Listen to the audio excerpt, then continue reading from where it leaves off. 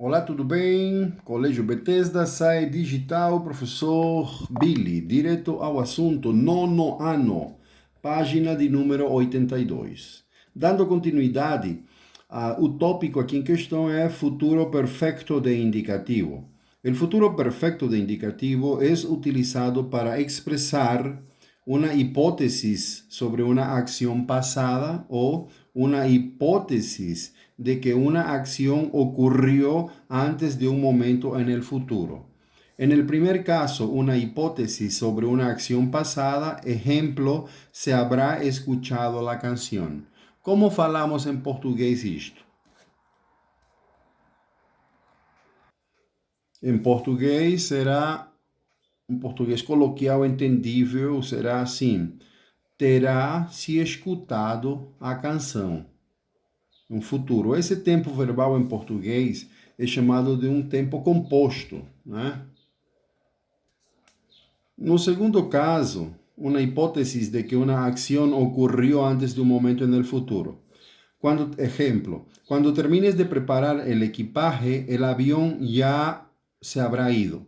Quando você terminar de preparar a bagagem, o avião terá ido embora. Próxima página de número 83. 83. Conjugação. Regra geral de conjugação do futuro perfeito de indicativo. Como é? Vamos usar o verbo haver no futuro imperfeito ou de indicativo.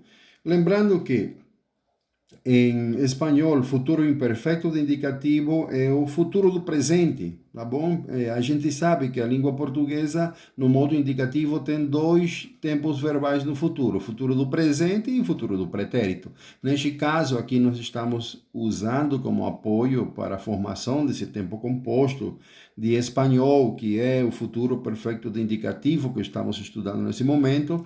Então, precisamos da conjugação do verbo haver no futuro do presente, naquele futuro simples, né, de português. Então, você tem o verbo haver em espanhol, só que cuidado aqui, só para não se confundir com o nome, a terminologia em espanhol que é verbo haber em futuro imperfeito de indicativo. Isto aqui pode te atrapalhar um pouquinho. Poxa, futuro imperfeito de indicativo, nunca nem vi. Então, mas não se assuste, é só o nome que está em espanhol, porque essa coluna aqui equivale a esse tempo verbal que em português é simplesmente o futuro do presente, do modo indicativo. Beleza? Verbo haver. Em espanhol, haber. Então, você tem abre, abrás, habrá, abremos, abreis, habrán. Você vai usar esse verbo haver e sempre com o particípio do verbo principal. Como assim? Exemplo, se você tem, vamos conjugar o futuro perfeito de indicativo do verbo estudar. Então, aí, usando eu habré estudiado la lección. Estou dando aqui uma continuidade, né? Ou eu terei estudado, reticências, vou colocar a lição, né? Ou, aqui temos, vamos colocar como parâmetro aqui, como link principal, eu habré. Então, a gente pode trabalhar. Eu habré estudado, eu habré conocido, eu habré ayudado, eu habré construído, eu habré quedado, eu habré ganado. Então, essa conjugação aqui pode ser, você depois pode usar tu, habrás, com cada um desses particípios, né? Essa é a regra de conjugação. Lembrando que é estudado, conhecido, ajudado, construído, ficado, no seu verbo ficar, e ganhado. Ojo, que significa atenção. A formação do futuro perfeito se dá com a conjugação do verbo haver em futuro imperfeito, em futuro do presente, na verdade, né? Do verbo haver em futuro do presente, do modo indicativo, mais o verbo principal em particípio, né? O verbo principal em particípio é esse daí, tá bom? Então, vamos para as atividades. Número 1. Completa las frases con la conjugación adecuada de futuro perfecto de indicativo. Letra A. ¿Habrá terminado Julio su trabajo? Então, repare que no final de cada uma das alternativas, de cada uma das opções, das frases, das frases, né? Você tem o verbo entre parênteses no final. Então, você tem o verbo terminar, viajar, ganar, invitar, comer. 5 verbos. Obviamente que cada um desses 5 verbos vai ficar no particípio, como foi visto logo acima. Agora há pouquinho vimos, logo acima. Só que antes você vai pegar o verbo haver no futuro do presente. Então, como vai ficar? ¿Habrá terminado Julio su trabajo? Letra B. Yo viajaré hoy a las 9 de la mañana, pero ustedes habrán viajado. Habrán viajado. Você pode verificar na tabelinha de conjugação logo acima, tá bom? Letra C. Ganar. A gente sabe que ganar vai ficar no particípio. Então, podemos colocar... Na verdade, aqui fica um pouco ambíguo, né? Mas nós podemos decidir com nós. Podemos usar nós. Coloquei em português, tá bom? Então vai ficar: habremos ganado el título. Letra D. É o verbo convidar, viu? Invitar, se não está lembrado, convidar. Então, como é que fica? Letra D. Ya habrás, só que aqui também está faltando tu. Vou colocar um acento em espanhol. Então, ya habrás invitado a Carmen la próxima semana. E letra E, vamos colocar ele. Él se habrá comer, né? Comido, então vai ser habrá comido. Se habrá comido el almuerzo. Tá bom? Número 2. E tu? Como será tu futuro? Que habrás terminado de cursar dentro de 5 anos? Olha aí, gente. Fazendo uma projeção nonaço. Uau! 5 anos você vai estar com a bênção de Deus no segundo ano de universidade, da profissão que você escolher. Eu sonho, confio em vocês. Universidade federal, universidade estadual, é isso aí. Confiando em Deus em primeiro lugar e confiando na sua força, na sua inteligência, no seu esforço. Daqui a 5 anos, a proposta desse ponto 2. Você vai estar no segundo ano de um curso superior, não é verdade? Vamos novamente. E tu, como será tu futuro? Que habrás terminado de cursar dentro de 5 anos? E dentro de 10 anos? ¡Wow! ¿Cuáles logros? Lembrando que logros significa conquistas. ¿Cuáles logros habrás conseguido en tu vida? Escribe qué habrás hecho en ese tiempo. Então, para fazer essa atividade, então vocês vão precisar do auxílio daqui da conjugação do exercício que foi visto anteriormente, tá bom? Então, como assim? Como é primeira pessoa do singular, então você vai usar esse link aqui, yo habré, né? Primeiro você pode colocar a projeção para os primeiros 5 anos, né? Yo habré estudiado, yo habré ganado, yo habré trabajado. Aí você vai desenvolvendo sua narrativa. Primeiro 5 anos. Depois, lembrando que tem 10 anos, né? Aí pode falar de família, de filhos, de trabalho. Enfim, sonhos que você tem agora sementes na tua cabeça do que você quer fazer nos próximos 5, nos próximos 10 anos. Tá bom? Próxima página, número 84. La carta.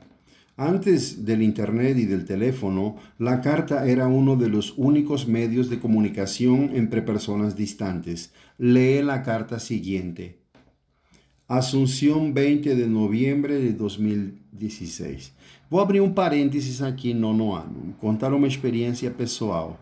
Quando eu vim pela primeira vez ao Brasil, eu tinha 19 anos, tá bom? Vim por um convênio cultural para estudar no Rio de Janeiro, na Universidade Federal Rural do Rio. Estamos falando do ano de 1990, um ano que tio Billy veio estudar na Universidade Federal Rural do Rio. Então, por que eu estou contando essa experiência? Porque era essa a forma de comunicação que eu tinha com minha mãe. Tá bom? Então, mandava, geralmente ia demorar 3 semanas para chegar uma carta daqui para a Bolívia. Aí tinha que esperar um mês, um pouco mais de um mês para receber a carta de volta, né? Porque na carta que minha mãe mandava de volta, aí vinha um cheque com o valor de $120, que uma empresa mandava para mim, que era a empresa da qual eu era bolsista, né? Uma empresa pagou meus estudos, uma empresa de um parente meu, que atualmente ele mora em Houston, Texas, Estados Unidos. Ele é aposentado já. Mas a empresa dele me bancou praticamente 5 anos de estudo no Rio de Janeiro, mas às vezes eu me comunicava com ele, todo fim de semestre eu tinha que mandar um relatório de todas as matérias que eu tinha aprovado, né? Mas legal lembrar disso, porque essa era a forma de comunicação que a gente tinha. Então vamos ver o que diz essa carta. Asunción, 20 de noviembre de 2016. Querida amiga Virginia, te escribo porque hace tiempo no charlamos, no conversamos. Desde aquel viaje que hicimos ocurrieron tantas cosas, pero nunca tivemos oportunidad de hablar con calma. Siempre que pasaba por tu casa sentía ganas, sentia vontade, ganas de quedarme, né? Vontade de ficar. Olha que legal essa frase. Sentia ganas de quedarme um rato mais. Ganas de quedarme um rato mais. Sentia vontade de ficar um momento mais, ou ficar mais um pouco. Pero llevaba una vida un poco agitada, con muchos estudios y quehaceres, en caso, afazeres. Entonces no me detenía mucho por allí. Hoy, no obstante, paré un momento y pensé en ti. Te extraño, né? Te extraño, estou com saudades, minha amiga. Minha amiga Virginia, né? De Virgínia. Extraño nuestras bromas. Bromas puede ser traducido por brincadeiras, piadas, nuestros paseos, nuestros almuerzos y nuestros viajes. Nuestros, porque viajes muda de gênero. A viagem, em português, se torna masculino em espanhol, o viagem, né? Como se fosse, então, el viaje. Por isso que está falando nuestros viajes. Quero saber como has estado en tu nueva casa, pues supe que te has marchado de tu antiguo hogar. Soube que você foi embora do teu antigo lar. Te has marchado. Você foi embora. ¿Te está gustando? ¿Hiciste nuevos amigos? Espero que sí, pero no te olvides, no te esqueças. No te olvides de mí, por favor. Aprovecho para contarte que me decidí en cuanto a mi orientación profesional. Quiero ser veterinaria. En el futuro cuidaré de los perritos, cachorrinhos, de los gatitos y de todos los animales que pueda y de todos los animais que eu puder. Português. Mi examen de admisión será a fin de mes. Mándame buenas energías. Ontem, encontrei a Aurora. Ella te echa de menos. Olha aqui, te echa de menos. Te echa de menos é sinônimo de ter saudades, está bem? Sinônimo de ter saudades. Então, ella te echa de menos. Ela está com saudade de você também. Siente mucho tu falta. Si puedes, sería si você puder, envíale un mensaje contándole sobre tu nueva vida. Me voy, significa voy embora, porque tengo prueba de español más tarde y necesito estudiar. Un beso y un abrazo fuerte. Tu amiga que te adora, Eduarda. Presta atención. Observa en la carta leída las características de una carta personal. Antes del comienzo del texto hay el lugar y la fecha en que fue escrito. Data. Después del local y de la fecha se introduce el vocativo, o sea, el termo, dejado, aquí no es termo, dice término.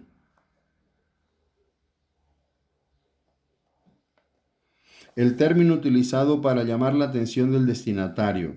El texto es escrito en primera persona y narra sentimientos, vivencias o experiencias del autor para determinada persona. Al final se coloca la despedida y la firma. Firma significa asignatura.